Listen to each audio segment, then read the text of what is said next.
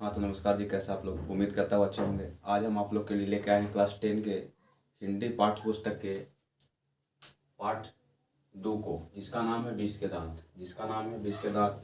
इस कहानी से ही हम लोग को पता चल रहा है कि इसमें कुछ न कुछ तंज किया गया होगा। 20 के दांत कहानी से ही पता चल रहा है तंज। यह 20 के दांत जो है यह एक कहानी है। 20 के दांत क्या है? 20 के दांत एक कहानी है। और यह जो कहानी है, इस कहानी के लेखक हैं नलिन बिलोचन शर्मा जी। इस कहानी के लेखक हैं नलिन बिलोचन शर्मा जी, जिनका जन्म 18 फरवरी 1916 ईस्वी को अपने बिहार की राजधानी पटना के बदरघाट में हुआ था। नलिन बिलोचन शर्मा जी का जन्म 18 फरवरी 1916 ईस्वी को, जिन्होंने 20 के दांत कहानी के लेखक हैं। यह 20 के दांत कहानी के लेखक हैं नलिन बिलोचन शर्मा जी, जिनका जन्म 18 फरवरी 1916 ईस्वी को अपने बिहार की राजधानी पटना के बदरघाट में हुआ था। इनके पिता का नाम महामहोपाध्याय पंडित रामावतार शर्मा था। इनके पिता का नाम यानी नलिन बिलोचन शर्मा जी के पिताजी का नाम महामहोपाध्याय रामावतार शर्मा था। इनके माताजी का नाम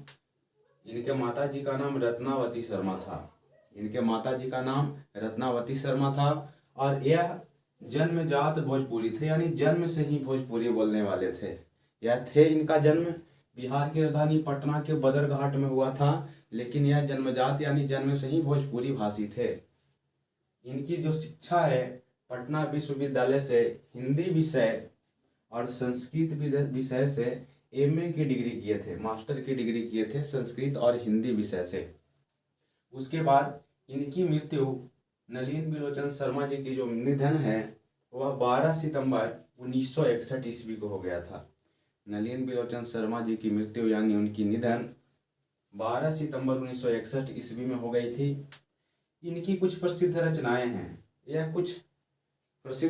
हैं इनकी कुछ, जिसका नाम है मानदंड, संत परंपरा, दृष्टिकोण, कहानी संग्रह, और एक है 20 के दांत जो अपनी कहानी है। 20 के दांत जो अपनी कहानी है, जिसके बारे में आज हम लोग पढ़ेंगे। उसके बाद एक और अहम बात यह है कि नलिन बिलोचन शर्मा जी पटना विश्वविद्यालय के हिंदी विभाग के अध्यक्ष रहे थे। जिस कॉलेज से इन्होंने पढ़ाई की थी उसी कॉलेज में प्रधानाध्यापक के पोस्ट पर भी रहे, पद पर भी रहे, और उसी विश्वविद्यालय की यूनिवर्सिटी के हिंदी विभाग के अध्यक्ष भी रहे। बताइए, बहुत गर्व की बात है जिस कॉलेज से आप पढ़े और उसी कॉलेज में आप प्रिंसिपल प्रधानाचार्य हो जाएं। उसके बाद उसी यूनिवर्सिटी में हिंदी विभाग के अध्यक्ष भी बने। हिंदी विभाग के अध्यक्ष, बहुत गर्व की बात है। उनके कब तक रहे अध्यक्ष? तो मृत्यु पर्यंत, यानी मृत्यु होने तक वह अध्यक्ष के पद पर बने रहे। कहाँ? पटना विश्वविद्यालय के हिंदी विभाग के। यह था अपना लेखक परिचय, 20 के दांत जो कहानी है उसके लेखक परिचय। अब हम लोग देखेंगे 20 के दांत कहानी को। अब हम लोग 20 के दांत कहानी को पढ़ेंगे और समझेंगे 20 के दांत कहानी है क्या।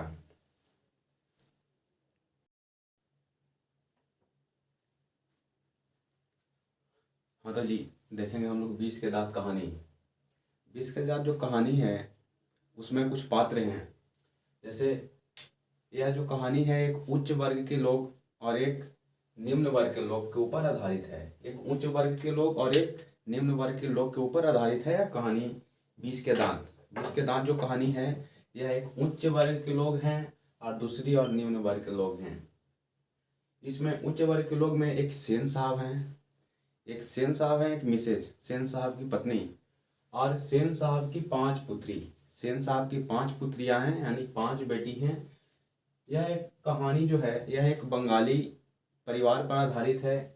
और बंगाली में पुत्री को खोखी बोला जाता है, लड़की को खोखी बोला जाता है और लड़का को खोखा बोला जाता है। लड़की को खोखी बोला जाता है और लड़का को खोखा बोला जाता है बंगाली में। उनकी 5 पुत्रियां हैं, किनकी? सेन साहब की, जिसका नाम है सीमा, रजनी, आलो, शेफाली और आरती। सीमा, रजनी, आलो, शेफाली और आरती। सेन साहब के एक पुत्र भी हैं जिनका नाम कासू है, क्योंकि बंगाली में पुत्र को खोखा बोलते हैं, उनका नाम कासू है। दूसरी तरफ निम्न वर्ग के जो लोग हैं उसमें एक गिरधर लाल हैं। गिरधर लाल जो हैं ये सेन साहब के ऑफिस में किरानी हैं। सेन साहब के ऑफिस में किरानी, यानी किरानी का मतलब ऑफिस में हकीम जिसको बोलते हैं, लिखा पढ़ी का जो काम करते हैं उनको किरानी बोलते हैं। दूसरी गिरधर लाल की पत्नी है और गिरधर लाल के एक पुत्र हैं। गिरधर लाल के एक पुत्र हैं जिनका नाम मदन है। गिरधर लाल के एक पुत्र हैं जिनका नाम मदन है। और यह दो परिवार के बीच की कहानी है। सेन साहब बड़े साहब हैं, इनकी एक कार है। सेन साहब की एक कार है जो मैंने बना रखा है। यह सेन साहब की कार है। यह सेन साहब की जो कार है, बंगले के सामने, सेन साहब बंगले में रहते हैं, बंगले के सामने बरसाती में, बरसाती का मतलब समझते हैं, बरसाती बंगले के आगे या घर के आगे बनाया जाता है। वो खंभे दे करके उसके ऊपर ढलाई वगैरह की जाती है जिसमें गाड़ी वगैरह लगाए जाते हैं, उसको बरसाती बोला गया है। तो बरसाती में सेन साहब की एक कार है जो कि बंगले के बाहर सामने बरसाती में खड़ी है। वह कार काली रंग की है। वह कार काली रंग की है और उस समय 7500 रुपये में खरीदी गई थी। अपने समय में 7500 रुपये की यह कार है। इस कंपनी का नाम है स्टीमल इंड। स्टीमल इंड। स्टीमल इंड कंपनी की कार उस जमाने की 7500 रुपये में आई है। और यह कार की देख रेख उतना देख रेख हम लोग अपने परिवार के सदस्य को भी नहीं करते होंगे, उतनी देख रेख है। अगर इस कार पर एक धब्बा भी दिख जाए, इस कार पर अगर एक धब्बा भी दिख जाए तो इसके ड्राइवर यानी इसके जो सोफर हैं, क्लीनर हैं, इसके जो देख रेख करते हैं कार के, उनकी तो समझ लो क्या हो सकती है। कार ऐसी कि जैसे घोंसले से कोयल निकल जाए, घोंसले से कोयल निकलने के लिए तैयार होती है, वैसे तैयार है चमचमाती कार सेन साहब की है। और यह जो सेन साहब की कार है, वह कार इतनी क्लीन होती है कि उसमें अगर कोई अपना चेहरा दिखना चाहे तो वह चेहरा दिख जाए उसमें। इसके आसपास किसी को भटकने नहीं दिया जाए, ऐसे नियम हैं इस कार के पास। सेन साहब के 5 पुत्री हैं, सीमा, रजनी, आलो, शेफाली और आरती। सेन साहब के एक पुत्र भी हैं जिनका नाम है कासू। यह जो सेन साहब की पुत्रियां हैं पांचों, यह पांचों इतनी सुशील है। इन लोगों को क्या करना है भले ही नहीं सिखाया गया हो, लेकिन क्या नहीं करना है इसकी अच्छी तालीम दी गई है, अच्छे तरीके से सिखाया है। सेन साहब ने अपने 5 पुत्रियों को क्या करना है भले ही नहीं सिखाए होंगे, लेकिन क्या नहीं करना है यह अच्छे ढंग से सिखाए हैं। किन्होंने? सेन साहब ने। किनको? अपने पुत्रियों को। इतनी सुशील कि इनकी आज तक कोई हंसी भी नहीं सुन पाया होगा। इनकी पुत्रियों की आज तक कोई हंसी भी नहीं सुन पाया होगा। उसके ठीक विपरीत हैं इनके पुत्र कासू। सेन साहब के जो पुत्र हैं कासू, इनकी पुत्रियों के ठीक विपरीत हैं। पुत्रियों के ठीक विपरीत हैं यानी उल्टे हैं। इनके ऊपर कोई नियम कानून नहीं है, जबकि इनकी 5 पुत्रियों के ऊपर बहुत कड़े नियम कानून हैं। यह नियम कानून किन्होंने लगाया होगा? तो यह नियम कानून सेन साहब ने लगाई थी। यह नियम कानून सेन साहब ने लगाई थी। वह ठहाके लगाकर हंस भी नहीं सकते थे। इनकी जो 5 पुत्रियां थी वह ठहाके लगाकर हंस भी नहीं सकते थे। लेकिन इनके घर में जो कासू थे, इनके पुत्र जो हैं, जिनको खोखा बोलते हैं कासू, इनके ऊपर कोई पाबंदियां नहीं है। इनके ऊपर कोई पाबंदियां नहीं, कोई नियम कानून नहीं है।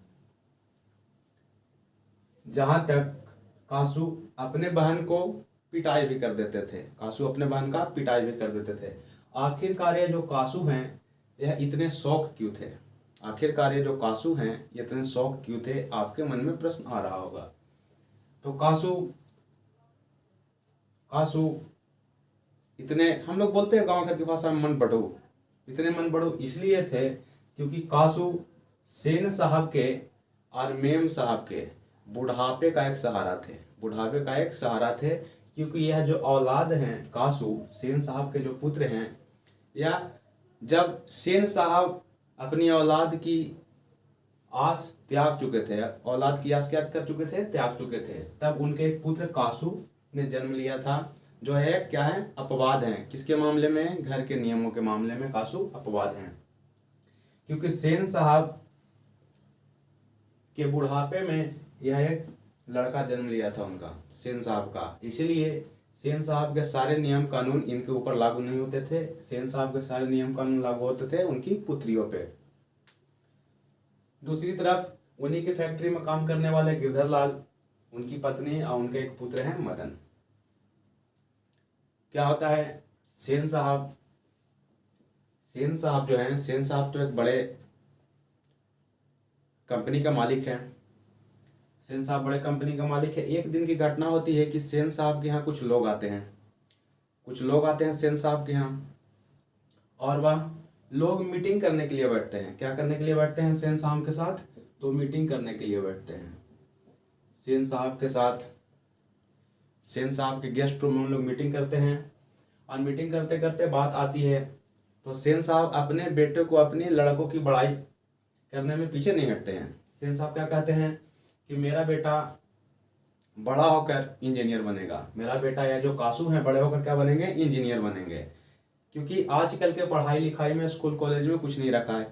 यह लाइन जो है सेन साहब बोल रहे हैं, लाइन जो है सेन साहब बोल रहे हैं कि आजकल के स्कूल कॉलेजों में क्या रखा है? हमारे बेटे तो इंजीनियर बनेंगे। क्या बनेंगे? इंजीनियर बनेंगे। उनकी प्रैक्टिस घर पर ही सेन साहब 2 बढ़ई और इंजीनियरों को बुला कर रखे हैं। ठोक पीट करने का, औजार को हाथ में लेने का तालीम दे रहे हैं। कासू बड़े होकर इंजीनियर बनेंगे। उसी में एक पत्रकार महोदय भी आए थे जो अखबार पढ़ रहे थे। उनके साथ उनका एक छोटा बच्चा भी आया था। पत्रकार महोदय का। और वह जो बच्चा था वह बड़ा ही सुशील और सरल स्वभाव का था तो कासू से छोटा। कासू अपने 5 वर्ष के हैं, लेकिन यह बड़े बड़े कारनामा करने में आगे हैं। कहानी में आपको पता चलेगा। तो जो पत्रकार महोदय आए हैं, उनके जो पुत्र हैं कासू से छोटे हैं, लेकिन बड़े ही सुशील और सरल हैं। पत्रकार महोदय इस पर कोई जवाब नहीं देते हैं, सेन साहब की बातों पर कोई जवाब नहीं देते हैं। बाद में फिर उनसे पूछा जाता है तो पत्रकार महोदय बोलते हैं कि भले ही हमारा बेटा कुछ बने या ना बने, लेकिन उसका स्वभाव अच्छा हो, उसकी तालीम अच्छी होनी चाहिए, सुशील हो, स्वभाव में अच्छा हो। उसके बाद उन लोग मीटिंग खत्म करके निकलते हैं, बातचीत खत्म करके घर के बाहर निकलते हैं। तभी सेन साहब के घर के बाहर कुछ शोर शराबे की आवाज आती है। अब देखिए क्या होता है कहानी में। सेन साहब का जो शोफर है यानी ड्राइवर है, इस कार का जो देख रेख करने वाला ड्राइवर है, वह ड्राइवर एक औरत से उलझ रहा है। उसके पास एक छोटा बच्चा भी है। वह औरत, जिस औरत से वह ड्राइवर उलझ रहा है, वह औरत कोई और नहीं, गिरधर की पत्नी थी। और वह छोटा बच्चा कोई और नहीं, क्या था? मदन था। छोटा बच्चा कौन था? मदन था। सेन साहब पूछते हैं क्या हुआ? तो शोफर बोलता है, यानी ड्राइवर बोलता है कि साहब यह जो मदन है यह कार को छू लिया है। मदन जो है कार को क्या किया है? छू लिया है। और इसको मना करने पर यह पीछे नहीं हट रहा है, और इसकी माँ भी वापस उसी की पक्ष लेकर के बहस कर रही है। यह जो मदन है यह गरीब घर का, निम्न वर्ग का लड़का है। पढ़ाई लिखाई करता होगा या नहीं करता होगा, कहानी में नहीं दे रखा है। तो मदन जो है यह एक निम्न वर्ग का लड़का है। तो निम्न वर्ग के बच्चे को, आप गांव के बच्चे को निम्न वर्ग के बच्चे के बारे में जानते होंगे। यह बच्चा ड्राइवर पे भी, उसको ड्राइवर का बार बार कॉलर पकड़ने का कोशिश करता है मदन। उसकी माँ भी उसके साथ ये करती है। उसके बाद सेन साहब को देखकर गिरधर की पत्नी यानी मदन की जो माँ है वह चुपचाप सामने खड़ा हो जाती है। उसके बाद सेन साहब बोलते हैं मदन की माँ, मदन को ले जाओ और वापस यह मदन कार के आसपास दिखना नहीं चाहिए। वापस यह मदन कहाँ नहीं दिखना चाहिए? कार के आसपास नहीं दिखना चाहिए। बात कौन बोल रही है? तो यह बात सेन साहब बोल रहे हैं। मदन की माँ मदन को क्या है, वो जो घुटना होता है, घुटना से जो खून आ रहा था उसको पोंछते हुए उसको ले जाती है। शायद शोफर या जो ड्राइवर है मदन को धक्का दे रखा होता है, उसके कारण उसके घुटने में चोट आ जाती है। वह उसकी माँ, मदन की जो माँ है, मदन को लेकर के जाती है। कहाँ? अपने घर।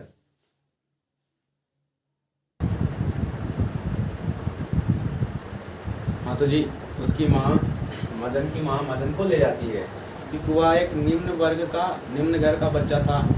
उसे ड्राइवर धक्का ही दे दिया तो क्या हो गया? तो इस कहानी में आगे क्या होता है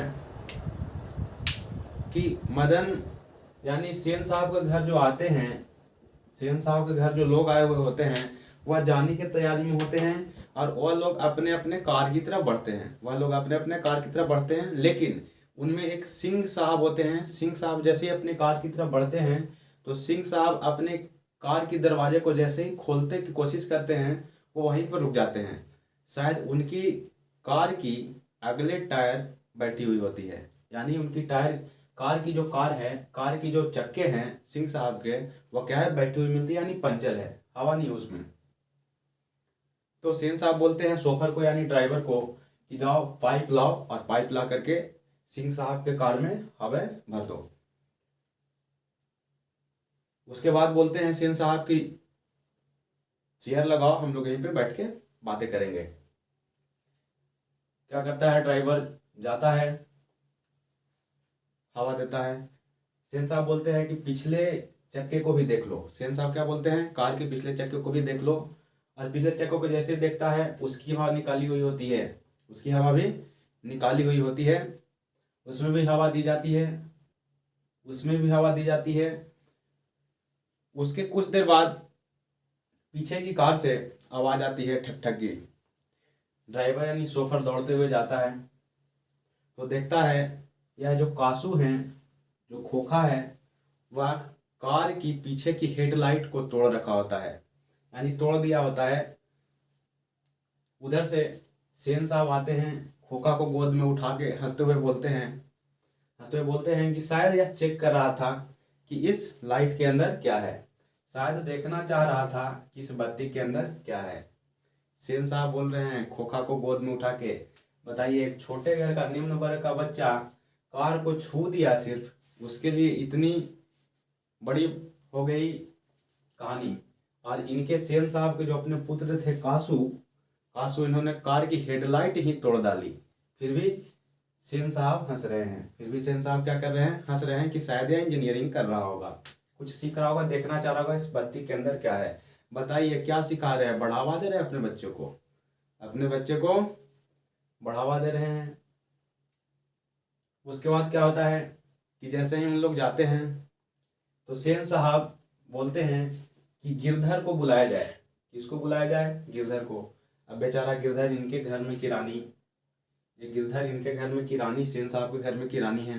गिरधर आते हैं और सेन साहब के सामने सर नीचे करके यूं ही चुपचाप खड़े हो जाते हैं। सेन साहब इनको सुनाते हैं, सेन साहब इसको सुनाते हैं कि देखो गिरधर, तुम्हारा बच्चा हमारे ड्राइवर के साथ झगड़ा कर रहा था, कार छू रहा था, आगे चल करके ऐसे ही लड़के क्या बनते हैं, चोर और डाकू बनते हैं। यह क्वेश्चन इंपॉर्टेंट है, यह क्वेश्चन आता है कि ऐसे लड़के ही आगे चलकर चोर और डाकू बनते हैं, किसने कहा था, ऐसे लड़के ही आगे चलकर चोर और डाकू बनते, किसने कहा था। तो यह सेन साहब ने कहा था। किसने कहा था, सेन साहब ने कहा था। उसके बाद क्वेश्चन आता है कि शायद देखना चाह रहा था इस बत्ती के अंदर क्या है। यह जो वाक्य है किसने कहा था, तो यह वाक्य भी सेन साहब ने कहा था। कार की हेडलाइट किसने तोड़ डाली थी, कार की हेडलाइट किसने तोड़ डाली थी, तो कासू ने। ऑप्शन आएगा कासू या खोखा, तो कासू या खोखा को लगा देना है। उसके बाद गिरधरलाल को सुनाया जाता है, गिरधरलाल अपने घर को जाते हैं। गिरधरलाल अपने घर को जब जाते हैं उसके बाद उस दिन मदन की तो खैर नहीं। शाम में मदन के पिता यानी गिरधर मदन की इतनी पिटाई करते हैं कि वह जोर जोर से चिल्लाता है। कौन, मदन जोर जोर से चिल्लाता है, जबकि इनके जो बंगले हैं सेन साहब के बंगले के ही, सेन साहब की जो बंगले है उसी के पास में ही क्वार्टर में या गिरधर रहता है, या गिरधर अपने परिवार के साथ रहता है। बंगले के बगल में ही क्वार्टर है, उसी में गिरधर रहता है। गिरधर अपने बेटे को यानी मदन को जब पीट रहा होता है तो वह जोर जोर से जब मदन चिल्लाता है तो उसकी आवाज आती है कहाँ, सेन साहब के बंगले में। कहाँ आती है, सेन साहब के बंगले में। और सेन साहब के नींदों में खलल पड़ती है। अब देखिए सेन साहब की जो पत्नी है वह कह रही हैं कि कमबख्त कैसे कोए की तरह चिल्ला रहा है, कमबख्त कैसे कोए की तरह चिल्ला रहा है, भिखमंगा कहीं का। क्या बोल रही है सेन साहब की पत्नी, भिखमंगा कहीं का मिसेस सेन खोखा की बराबरी करता है, खोखा की बराबरी करता है। तो आपका क्वेश्चन यह भी आ सकता है कि सेन साहब की पत्नी ने, मिसेस सेन ने क्या तंज कसते हुए मदन को क्या कहा था। तो लिखेंगे कमबख्त कैसे कोई की तरह चिल्ला रहा है, भिखमंगा कहीं का खोखा की बराबरी करता फिरता है। किसकी बराबरी करता फिरता है, खोखा की बराबरी करता फिरता है। उसके बाद यह कहानी होती है यहाँ तक, उसकी पिटाई होती है मदन की। लेकिन उसके अगले दिन कहानी में कुछ और मोड़ आता है, कहानी में कुछ और मोड़ आता है। उसके अगले दिन मदन क्या है, गली में लट्टू की खेल खेलता रहता है। गली में बगल वाली, बंगले के बगल वाली गली में लट्टू का खेल खेलते रहता है मदन अपने दोस्तों के साथ। मदन किसके साथ लट्टू का खेल खेलता है, तो अपने दोस्तों के साथ। लेकिन इस दिन गली में निकल जाते हैं कासू बाबू, गली में निकल जाते हैं कासू बाबू। और कासू जिस तरह अपने बहन के ऊपर रौब जमाते हैं, अपने ड्राइवर के ऊपर रौब जमाते हैं, उसी तरह सब जगह वह अपना रौब जमाते फिरते हैं। लेकिन यह मदन भी अपने आप में कुछ कम नहीं था, मदन भी अपने आप में कुछ कम नहीं था, क्योंकि कल रात में ही उसकी पिटाई हुई थी। किसके द्वारा, उसके पिताजी के द्वारा। आता है कौन, कासू। बोलता है मदन मुझे भी लट्टू की खेल खेलनी है, मुझे लट्टू दो। मदन भी गुस्से में रहता है क्योंकि रात में उसकी पिटाई होती है। मदन बोलता है अरे जा जा, लट्टू भी है तुम्हारे पास, बड़ा है लट्टू खेलने वाला, जा जा अपनी पापा की कार पे बैठ। मदन ऐसे बोलता है तो क्या होता है, कासू मदन के ऊपर भी हाथ छोड़ देता है, कासू मदन के ऊपर भी हाथ छोड़ देता है। और मदन भी कहाँ कुछ कम, दे गुस्सम। तो मदन और कासू के बीच लड़ाई छिड़ जाती है। अब मदन के जो दोस्त हैं, बच्चे नादान होते हैं। मदन के जो दोस्त लोग हैं वह भी अपने लीडर के खिलाफ क्यों बोले, तो बच्चे आसपास जो हैं वह देखते रहते हैं, कोई छुड़ाने नहीं जाता किसी को। लेकिन कहा गया है कि हमेशा अमीर और गरीब की लड़ाई में अमीर लोग जीतते हैं कब, तब जब गरीब लोग अमीर लोग की मदद करने लगते हैं। अमीर और गरीब की लड़ाई में हमेशा गरीब लोग ही जीत पाते हैं। लेकिन गरीब लोग हार कब जाते हैं, जब अमीर लोग की तरफ से गरीब लोग भी आ जाते हैं, इसलिए गरीब लोग की क्या होती है, हार हो जाती है। लेकिन बच्चे होते हैं मन के सच्चे, या ना तो कासू की तरफ से आते हैं इनके दोस्त और ना ही मदन की तरफ से आते हैं। दोनों में अच्छी भिड़ंत हो जाती है, कासू और मदन में अच्छी भिड़ंत हो जाती है। उसके बाद दोनों अपने अपने घर को जाते हैं, कासू अपने घर जाते हैं, मदन अपने घर को जाते हैं। उसके बाद की कहानी है, कासू उस दिन रात तक घर नहीं जाता, क्योंकि उसको पता है कि उस दिन सिर्फ कार के छूने की वजह से हमारी इतनी पिटाई हुई थी। आज तो हम कासू को ही धो डाले हैं, आज तो हमारी खैर नहीं है। लेकिन बच्चा जो मदन है उसको क्या लगता है, उसको भूख लगता है जी। क्या लगता है, उसको भूख लगता है, मदन को भूख लगता है। भूख या पेट कभी मानने वाली चीज नहीं है, मदन को भूख लगता है। यूं ही कहीं 9 बजे के आसपास मदन अपने घर के पीछे की दरवाजे से घर में घुसता है, और दबे पांव कहने का मतलब चुपके, दबे पांव मतलब चुपके रसोई घर की तरफ जाता है। कहाँ जाता है, रसोई घर की तरफ जाता है। वह देखता है कुछ खाने को है, वह खाता है। और खाने के बाद कमरे में उसकी माँ और उसके पिताजी बैठे होते हैं, बातें कर रहे होते हैं। उनकी बातों को सुनने का प्रयास करता है, लेकिन जिक्र मदन की यहाँ पर नहीं हो रही होती है, उसके माँ और उसके पिताजी जो बात कर रहे होते हैं, गिरधर और गिरधर की पत्नी, तो इसमें मदन की कोई जिक्र नहीं हो रही होती है। वह जलाते हुए गिरधर बोलते हैं कि अरे भाई, सेन साहब ने बस इतना ही बोला है कि तुम कल से काम पर नहीं आना और ऑफिस आकर के अपनी तनख्वाह लेते जाना। मदन इन बातों को सुनकर शायद बगल में लगे हुए खाट पर लेटने जाता है, और क्योंकि अंधेरा होता है, अंधेरा होने के कारण मदन का जो पैर है एक लोटे से टकरा जाता है, और उसमें लोटे से टकराने में उस बर्तन की टकराने की आवाज़ आती है। और उसके बाद मदन के जो पिताजी हैं गिरधर, और गिरधर की पत्नी यानी मदन के माँ, दोनों कमरे से बाहर आते हैं। मदन की तो खैर नहीं, मदन की तो खैर नहीं, बेचारा मदन सोचता है अब तो हम गए। लेकिन मदन चुपचाप से हमें खड़ा हो जाता है। उसके पिताजी भी उसके करीब आकर के खड़े हो जाते हैं, मदन के पिताजी भी करीब आकर के खड़े हो जाते हैं। और थोड़े देर बाद मदन के पिताजी, मदन को तो लगा कि अब तो गए, उस दिन एक दिन अगले दिन एक कार को छूने की वजह से इतनी पिटाई हुई थी, आज तो हमारी सामत आई है।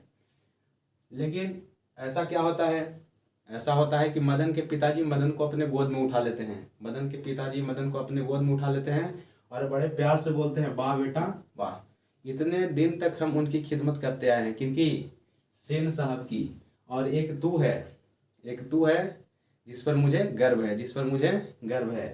क्योंकि मदन ने खोखा के 2 आगे के दांत तोड़ डाले थे। ऑब्जेक्टिव क्वेश्चन आता है कि किसने दांत तोड़े थे। ऑब्जेक्टिव क्वेश्चन आएगा किसने दांत तोड़े थे, तो मदन ने। किसके दांत तोड़े थे, तो किसके दांत तोड़े थे, तो कासू के यानी खोखा के। किसने दांत तोड़े थे, तो मदन ने। किसके दांत तोड़े थे, तो कासू के। कितने दांत तोड़े थे, तो 2 दांत तोड़े थे। उसके बाद प्रश्न आएगा कि 20 के दांत जो कहानी है उसके लेखक कौन है, तो 20 के दांत कहानी के लेखक हैं नलिन बिलोचन शर्मा। नलिन बिलोचन शर्मा। उसके बाद आपका यह भी प्रश्न आएगा कि गिरधर सेन साहब के घर में कौन सा काम करता था, तो किरानी का। कौन सा काम करता था, किरानी का। उसके बाद प्रश्न आएगा घर के सारे नियम और मामलों में कौन अपवाद था, तो खोखा। इन सब नियम और कानून से हटके खोखा था, परे था। उसके बाद प्रश्न आएगा कि सेन साहब के बुढ़े का सहारा कौन था। सेन साहब के बुढ़े का सहारा था कासू। सेन साहब की कितनी पुत्रियां थी, तो सेन साहब की 5 पुत्रियां थी। कितनी पुत्रियां थी, सेन साहब की 5 पुत्रियां थी, सीमा, रजनी, आलो, शेफाली और आरती। उसके बाद बंगले के पिल्ले और गली के कुत्ते की लड़ाई थी।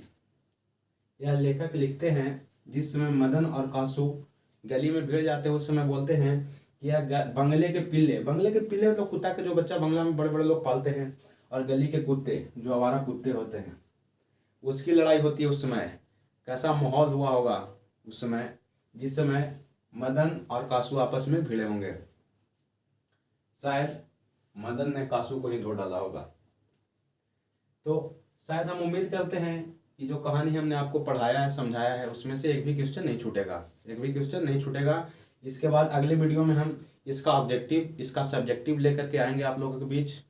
एक भी प्रश्न नहीं छूटेंगे, ये हम आपको ये कहते हैं। और ठीक है, तो फिर हम आपसे मिलते हैं अगले क्लास में जी। तब तक के लिए इसका रिवीजन अगला क्लास हम लेके आएंगे इसका ऑब्जेक्टिव का, उसके अगले क्लास में हम इसका सब्जेक्टिव करवाएंगे। तब तक के लिए तो ठीक है, फिर मिलते हैं अगले क्लास में आपसे।